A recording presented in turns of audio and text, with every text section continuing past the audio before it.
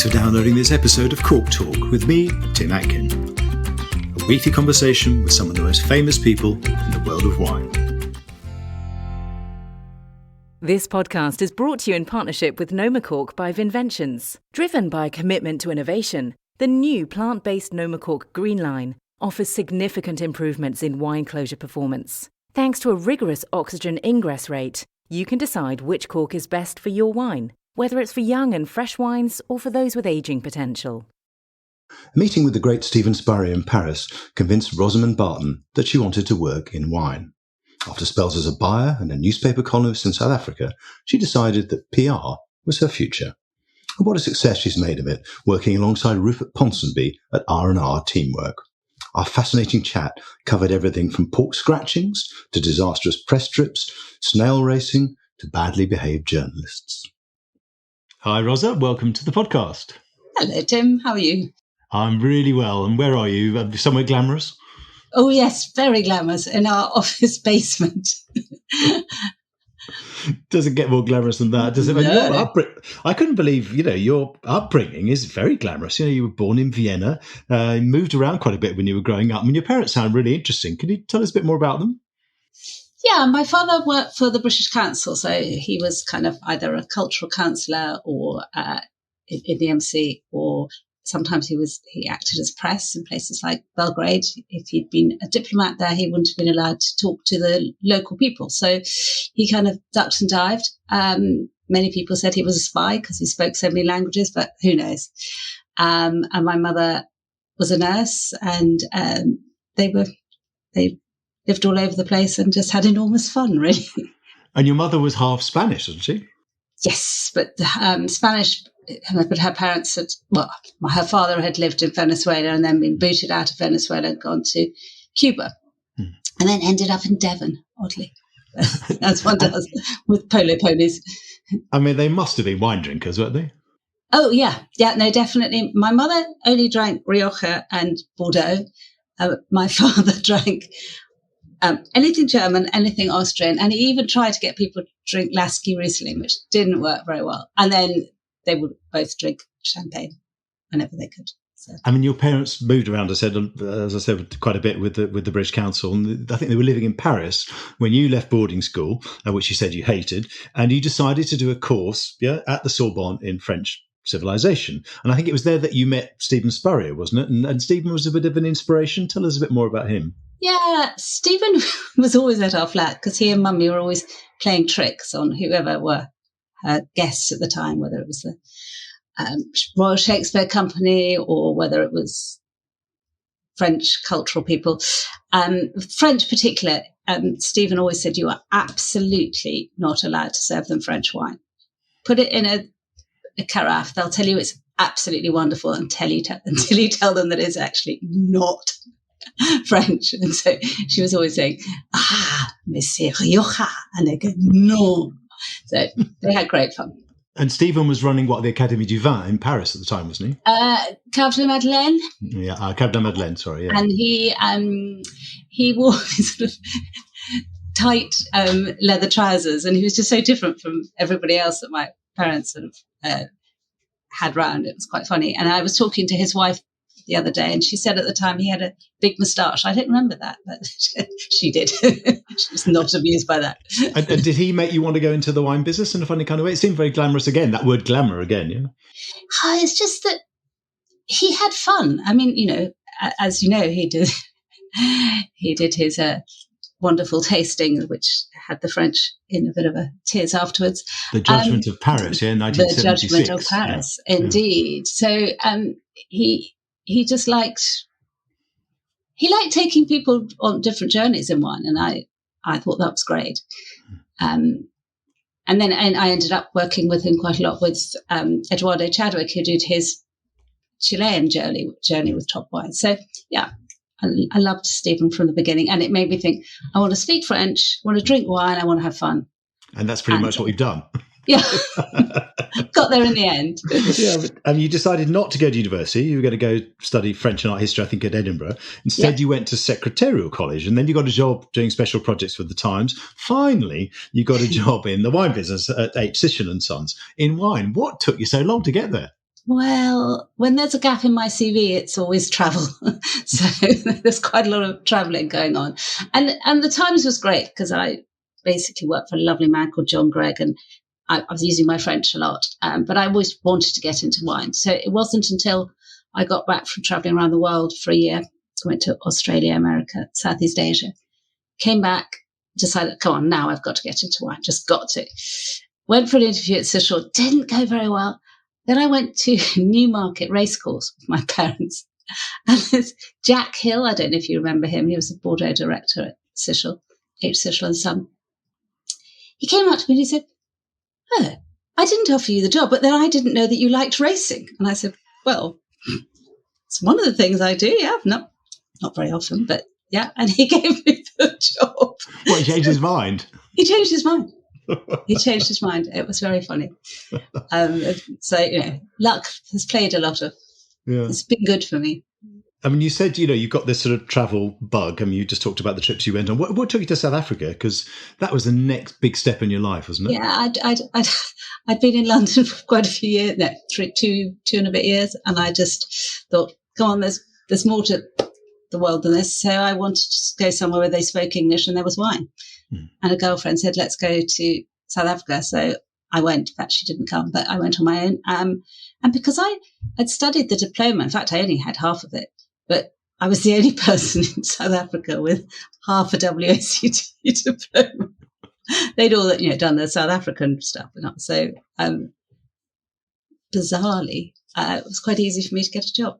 But you had lots of jobs, didn't you? I mean, you seem to do bits of, you wrote for a newspaper, you were buying wine, you were doing a bit of PR, what else? The newspaper was because I was working for a supermarket and they did one of those things saying, will you write the column for us?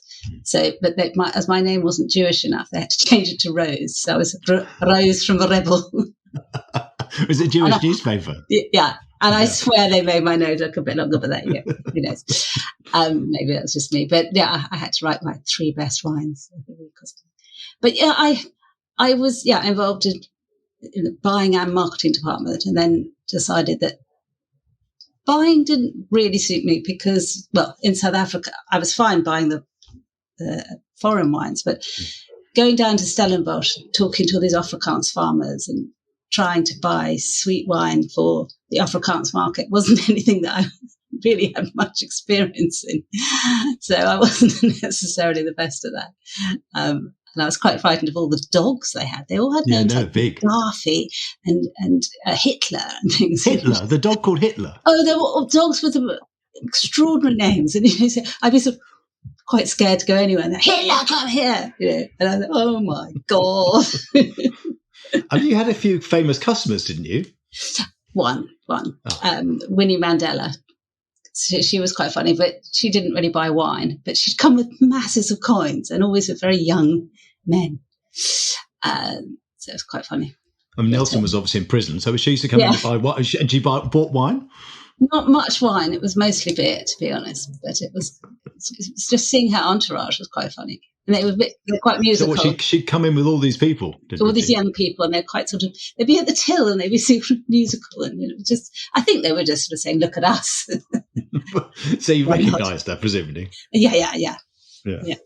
No, I did. I mean, so you did 5 years in South Africa, then you went back to the UK, and it was then PR, right? And PR specifically for Majestic, wasn't it? So in South Africa, I decided that PR was the bit that I enjoyed. And I went to a small PR company there, a lady called Adele Lucas. And I said, can you train me for 3 months? So the first thing I had to do was organise to have, so for free, was to put a pink ribbon around a big building and then get a celebrity in a helicopter to come and cut it. So it's quite fun. God, that's not easy. What, to cut it from the helicopter? Oh, my God. I mean, things that could have gone wrong. Health and safety would have gone nuts over here. Anyway, it was quite a good baptism of fire. But, so when I'd been at Rebel, they were looking at the Majestic, how Majestic worked, and they heard that Majestic was doing really, really well. So I did a bit of research, came over to the UK, went around lots of Majestics, wrote a report for them saying, brilliant idea, but I don't think it'll work in South Africa because at the time, most South Africans wouldn't want to go into a drafty, dirty warehouse. So when I was in England, because my father died, I decided, well, I know so much about Majestic, let me just contact them and say, here I am. And bizarrely, Esme Johnson said, okay, sure, come and work for us.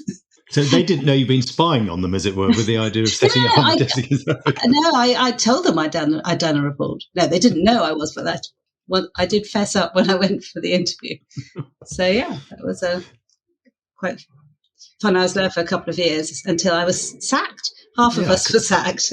And then I came and had lunch with you. I remember you were a bit, oh, Paul, come and have lunch.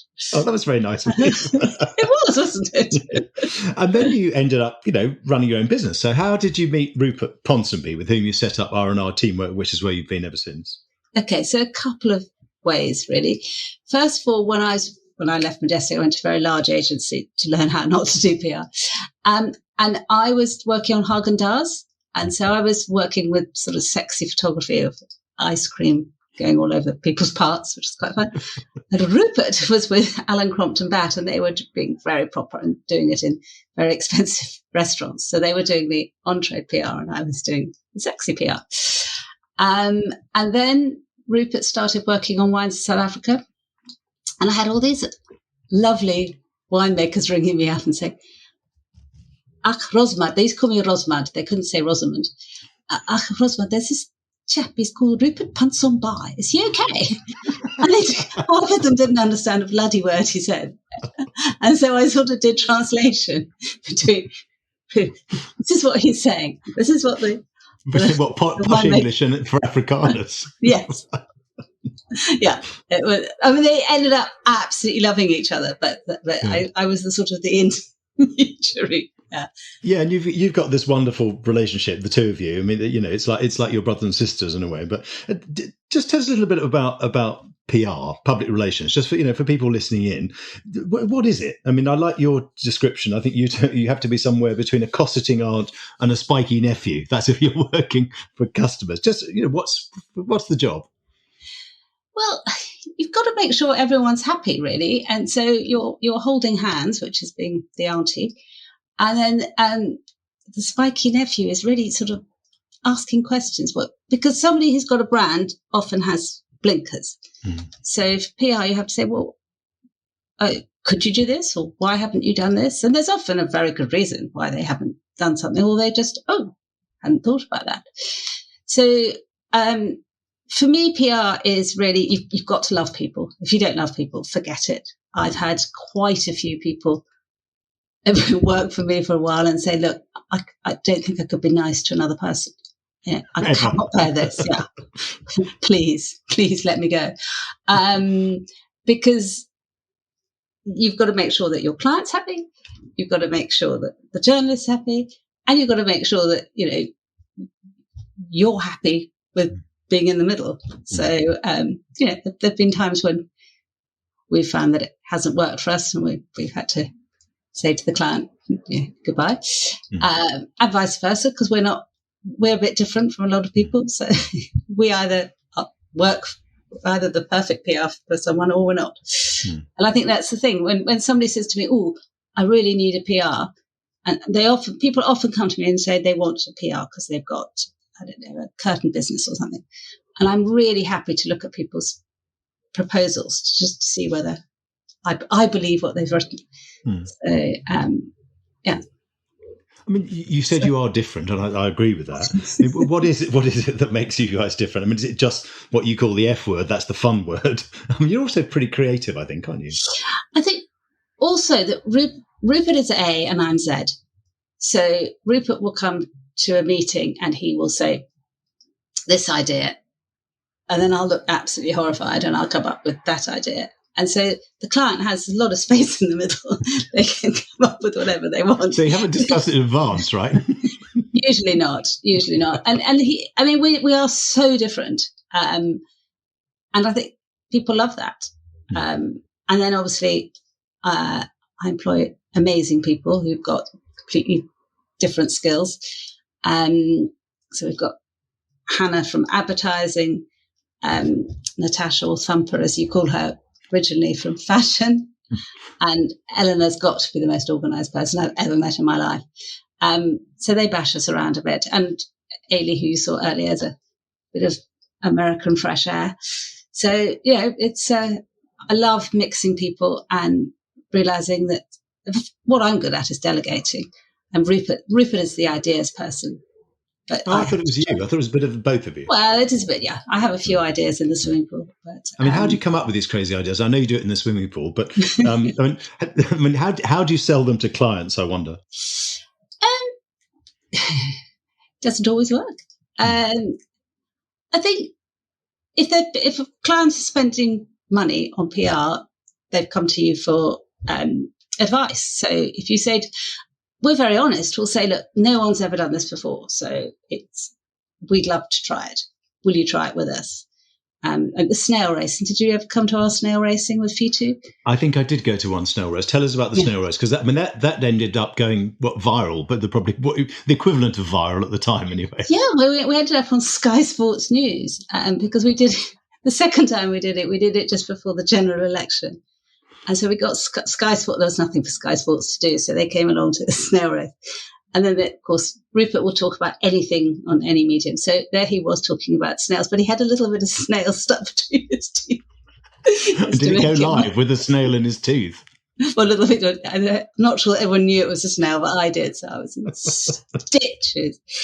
And the snails are quite fun because apparently an African land snail that lives in the north of England goes a little bit faster than one that lives in the south. So the races were fixed, were they?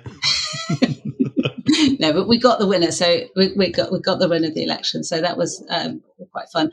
But the Fitu growers were just brilliant. Any ideas we came up with? I think you also came to our soirée cochon in Fitu, which means naughty night out, doesn't it? And so we did piggy quizzes and we did treasure hunts with them. I think they were the first client that just said, sure, anything that you think will make people come along. Well, and we're talking about a French cooperative here. We're not talking, so they're pretty traditional, yeah? Yeah. We also did something with Katie with, they had a brand called French Kiss. Do you remember that? Yeah. And all the winemakers went round supermarkets kissing people. I mean, it was just brilliant. To be fair, that was Katie's idea, but we helped her with it. But oh my goodness. And you've got to tell me about the massage parlour, the steam room. Well, okay, that's two different things. So the steam room, you wimped. You only came to the lunch. So we... I seem to remember you saying, why would I want to go to a steam room? But I'll come and taste the Madeira. Well, basically, the Madeira story is exciting, isn't it? The way that the wines were cooked on boats. So we thought we'd cook the journalists. But actually, I think this was my idea. And I had real difficulty going to all these hotels and not massage, but hotels and sort of nice places to say, could we take over and taste wine in your steam room? And they go, why? And so I said, this is educational. But that was brilliant because John Garsart then explained the Astufa system to everybody in one room when they were all wearing those white towels. We've still got the photos. It's brilliant. But the massage parlour was different. That was for hop oils. That was hop oil. Rupert has always loved working with hops, and so did I, but I never quite loved the hop oil smell as much as he did. And so, yeah, we did barley and hop oil massages at Brand's Hotel and got a ridiculous amount of coverage for it because people wanted, something British. All massage is always, I don't know, Swedish or Thai or something. Browns must be British. Sounds like a lot of fun. I mean, your clients, as we heard, aren't just wine clients. You work with beer, you work with pork scratchings, don't you? Is there any type of food and drink you would refuse to represent? Yeah, that's the sound of the pork scratchings, by the way, folks. I did say no to tofu. I've never understood tofu. I have to say. That's ethically, anything you'd say, oh, don't want to do that? Crisps or something like that? I wouldn't do foie gras. Yeah. I do a crisp tasting. I would certainly do a beer and crisp tasting or something. And we have done a bit of that sort of thing. I mean, we did a 7-course pork scratching dinner for the beer generic, which was how what, 7 different pork scratchings? Yeah, I ended up with pork scratchings with chocolate and ice cream. Yeah.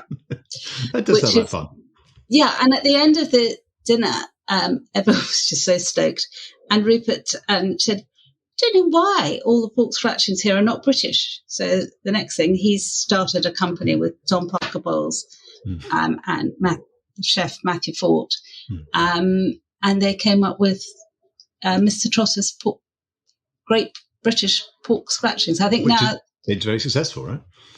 Yeah, but now I think they're having problems always getting British because I'm not sure that there's enough around. So, but at the time it was nobody put the word British into it, which was quite interesting. So it was quite fun to actually come up with a new product. I want to go back to what you said about liking people. And I think obviously a big bit of the job for me, I'm not a PR, but the good ones, and I think you're obviously one of them, is that you actually have to like journalists as a group of people. It's almost an underrated bit of PR for me. I mean, I personally dislike PRs who just sort of see me as a source of column inches or a way of promoting their brand. I mean, would you agree with that? You've actually got to like the world of journalism in a way. You've got to be interested, absolutely. And the wonderful thing is that you're all different. There's no point me saying to you, would you like to do a pork scratching tasting? Because I know you wouldn't. If you did, it would be just for fun. It would be nothing that you could ever write about. Yeah. And so if we ever ask somebody to do something that we know is completely out of their comfort zone, we let them know that we know it's out of their comfort zone. So it's having the knowledge of who likes what, and actually asking questions. Do you like this? And a lot of journalists are now saying to us, I can only write about wines that are under £10. I can only write about wines that are over £25. So I think before what we had to sort of find it out, and now people are actually saying, this is what floats my boat, or I'm about to have a baby, so I'm not going to taste wines for 6 months or whatever. So we have to know people really well to have a good relationship with them. So journalists need to talk to us and vice versa. I mean, how do you handle rude and over-demanding journalists? I mean, heaven forfend that we could ever be rude or over-demanding, but what's the worst thing anybody's ever asked you to do? Well, luckily, the worst thing I think anybody's ever asked me to do wasn't direct to my face, because I could have been really quite rude. But I had this phone call about 9:00 at night on a Sunday from a lovely Tasmanian winemaker in Hungary. And he said, that journalist you sent me is asking me if I can get him a prostitute. and he said, is it in my remit? You can imagine my response. Bloody hell. Anyway, I told him to tell the journalist that he was in a hotel and he could ask them. And it was not included in the. Yeah, but I did actually say to the winemaker, would you actually know where to go on? He said no. I said, tell him that. Well, I mean, I was on a press trip once in Eastern Europe where somebody actually found a prostitute in his room that had been laid on for him. Not me. Oh, my goodness. He opened the door and there was a person in his room. He thought, what's this person doing here? Oh, my God. We had that. Those are the days, eh? God. Yeah, years ago we had that in Cuba when, there was a prostitute in the room because it was booked in Mr. rather than Mrs. Yeah. I mean, you must have seen a fair bit of bad behaviour on press trips. What's the worst thing journalists do? Is it the ones you've actually been on? I mean, is it just drunkenness or, hesitate to use the fornication word? Was there that going on as well? Yeah. No, Rupert had a bit of that in Condom, which is, of course, the place to have it. It was in Condom? The town sheathed in mystery, as Michael Cox used to say. He was on an Armagnac trip. Actually, it wasn't me. One of the team was on we did a Bordeaux Virgins trip, and we had 2 journalists who didn't behave virginally, which was quite funny. But it's usually just having too much drink and telling you things that they probably wish they hadn't told you. I think, a lot of people, press trips are like holidays for them. They get away from children, they get away from hard work and things, and suddenly they're with people who aren't really their friends, so they end up telling you all sorts of things, breakups and things. I've had to hold a lot of hands. You've got to be a confidant in a way, yeah? Yes. I don't know if you've ever read Towards the End of the Morning, which is a fantastic Michael Frayn novel. You should read it because there's a description in there of a press trip with something called Magic Carpet Tours, and it's this press trip that goes spectacularly wrong. I just wonder, what's the worst press trip you've ever organised? Well, the worst trip when you asked me this question initially, I thought about it because probably the worst and the most memorable is actually almost the best. Day trip to Bulgaria on a Tupolev with Domaine Boyard. Yeah, it's a Russian plane. And we filled it with Dom Perignon and sushi and took journalists to the opening of a new vineyard. A couple of journalists to begin with thought if they were going on a private plane, they wouldn't need passports. So a bit of a problemo. But once Rupert took the trip, once he got there, the Archbishop blessed the vineyard, and it was all sort of great mumbo jumbo. But then on the way back, they were dropping off some journalists in Belgium, but it was too late at night for them to be allowed to buy fuel for some reason. So they all had to spend the night in Belgium. So a day trip to Bulgaria ended up being a 2-day trip in Bulgaria and Belgium. And it was, they were all given fob keys, but they were all given fob keys to rooms who had mostly Japanese couples in them. Were already in them. Yes. But Rupert had to sort of look after these people because we had one journalist who was who didn't have her eye drops, another journalist whose cats weren't going to be fed, and then the caterer had to bury her father the next day. So Rupert had great fun having to try and reorganise everything. But I mean, even somebody who didn't go on that trip wrote an article as though he'd gone on it, which was hilarious because it's one of the most famous wine press trips ever. Right. The day trip to Bulgaria via Brussels on the way back. Exactly. And then I don't know if you ever heard about the press trip that I took to Louis Jadot on a private plane. I think the thing is, if we ever invite you on a private plane, just say no. Things tend to go wrong. And one of the engines went. In the air? One of the engines went in the air, and we ended up landing in a military airfield in France that no one's really allowed to know about.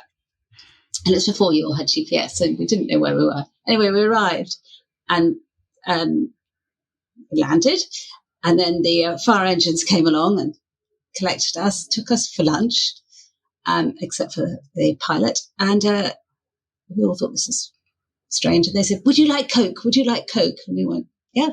Coca-Cola would be nice." So we went to this machine, and the Coca-Cola machine was full of red wine. See, sometimes the French get things right, don't they? Oh, God, that was most extraordinary. Tell me something else. I mean, I wonder, how did you cope with lockdown? It was difficult for you guys because, you couldn't do events, basically. Did you close the office? No, I didn't close at all. Just adapted. Our biggest client is the wonderful Hatch Mansfield, and we chatted to them, and I said, "Look, all I can tell you is that my journalists will want to drink, and they'll still be thirsty. So let's get some bottles to them. Hopefully, they'll all have columns. Who knows? We just didn't know what was happening." First thing I did though was ring up our landlord and ask for a rent reduction, and then after that, we just became a little hub for sending out samples. So a lot of my team work from home anyway, so it wasn't huge changes. It was mostly me and Hannah in different rooms. And we just sent bottles out to people and had long conversations with them. So we found out an awful lot about journalists, names of their children, where they lived, how rural they were, blah, blah, blah. And then when we were allowed to socialise outside, we thought, come on, let's have a tasting in the car park. So we ended up doing 3 tastings in the car park. But, I mean, the amount of rules, the real problem that we had was that we didn't have, we don't have one of those loos where it says engage, that it's busy. So we had to do do a sign for that, because there were so many rules. You weren't allowed to have more than 6 people. So if necessary, one of us would stand in the outside, blocking the 7th person coming in or something. There were so many blooming rules. But the first one we did was quite strange, because everyone was sort of not wanting to be too close to each other, and there was tape everywhere saying beware, sort of thing. But I think it was the first trade tasting. Yeah, I think it was, wasn't it? Yeah. So we had people on their bikes and things. Oh, yeah, doing all sorts of stuff. Tell me about the PR landscape, if we can call it that. You've been doing this, 25, more, probably 30 years, don't want to remind you, but how much has it changed since you started? And do you have to work harder these days and charge less to get the same work? It has changed enormously, because you've got many more players, which is the exciting thing. When I first started, we were very much going to the same press most of the time. A lot of our clients only wanted to go to the wine press. Now, obviously, we're going much more to consumer press, and there's a lot of content creators, influencers, whatever you want to call them. So the landscape has changed a lot. People had more money back then. So when you talk about press trips, it tends to be the generics doing the press trips now. There always used to be a lot of brand trips, but it's difficult to say to a brand unless they're launching, unless it's a completely new brand, or they're launching something completely different, or they've bought a castle on an island in the middle of nowhere or something. It's difficult to say that they're going to get the money's worth by paying for me and journalists to go out. So I do much, much more very targeted PR, really. So, but I like the fact that there's so many more people to play with. So, I mean, this pool is, as you said, it's bigger because it's journalists, it's communicators, it's bloggers, it's influencers, if we can call them that. I mean, do you think that's a good thing overall? It sounds like you do. I do, because I think there's something for everyone. I mean, every brand that we look at the target audience. So, in the way that every press release we write is different, we have a completely different target market for everything we're launching. So we're working with an astrology expert. Well, I would never come to you and say, do you want your birth chart done? Because I just know it isn't very That'd be quite good fun, actually. I think I'd say yes. No, but I mean, I started out as a print journalist, and now I suppose I'm a communicator, and I'm doing this for a start, really. But and I agree with you. I think it's a good thing. I don't think it's bad that there are more people talking about it, and they might have different levels of expertise or different interests, but they've got skills that I haven't got, for example, and I'm sure vice versa. I think that's fine. I think it's wonderful, and the other thing is that they're all good friends, especially after the little wine bitch sort of scenario. So they've all that was become nasty, really wasn't it? good. Where somebody wrote a series of sort of blogs that were very bitchy. That was the name of the game, really, about people, particularly younger influencers, female ones, really. Yeah. And male. Yeah. I'm afraid I read some of the things. Not very nice. I think I was in it as well. Anyway, what was nice is that younger influencers, communicators, whatever you want to call them, all sort of held hands in a way, and it became a bit of a family. So that's I like that.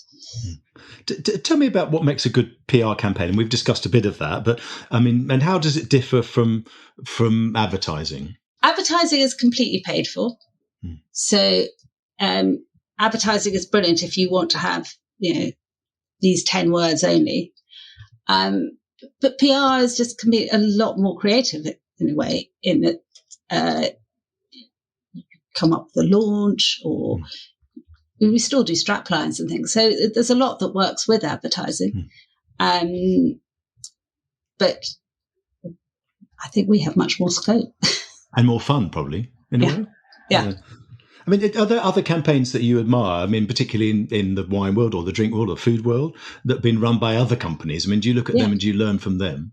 Oh, absolutely. I think a very simple campaign, which is Run and Run, is 30 Days of Riesling, which Phipps do. And I think they must have done it for about 15 years or something. And it just works.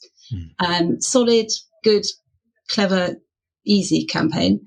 The trip that I think was just brilliant was the one that you went to for Australia. The trip of a lifetime with Hazel. The wine flight of a lifetime. Flight of a lifetime. I mean, although hilariously, I think they did more than one. Well, different lifetimes, I suppose. They were different lifetimes for different people. But you were in charge of a bus, weren't you? Yes, which is hilarious, really. I remember actually getting very drunk on the first day in Adelaide when we landed and falling asleep on the bus when I was supposed to stand up and say something about going to the McGill estate, near Adelaide. Anyway, yeah, that was a long time ago. Yeah. But that was brilliant. That was, the press trip of all press trips, wasn't it? Yeah, it really? was a pretty smart press trip. Just one thing before we go to the last question. I just wonder how if you've got a client that you've had for a long time, like Hatch Mansfield, fantastic agency, house and importer, how do you keep things fresh with them and in the news? Going to fresh people, doing good sponsorships. Tattinger, bless them, have just decided to sponsor Jilly Cooper's Tackle, a new book Is that coming the name out. of the book? Yeah. And you can imagine. Pun. And you can imagine what the front cover is. There's some white boxer shorts. So, and I just invited a few people saying, would you like to come to this with a +1? No need to dress as the cover. And you can imagine quite a hot ticket, really.